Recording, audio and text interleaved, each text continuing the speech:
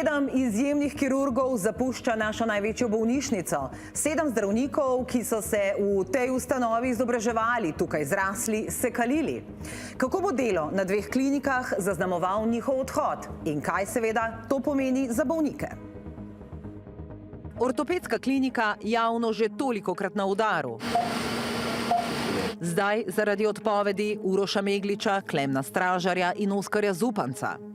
Težko je, ko iz ustanove, v kateri delaš od nekdaj, začnejo odhajati kolegi, priznava predstojnik katedre za ortopedijo Matej Drobnič. Jih pa razumem, da zakaj so odšli, nekako mi je žal. Odpoved so dali, ker je vlada napovedala, da ne bodo smeli več delati pri zasebnikih. Stražar, Meglič in tudi Drobnič namreč delajo za zasebni center MD Medicina, Zupanc ima svojo ortopedsko ambulanto in sodeluje z več zasebniki.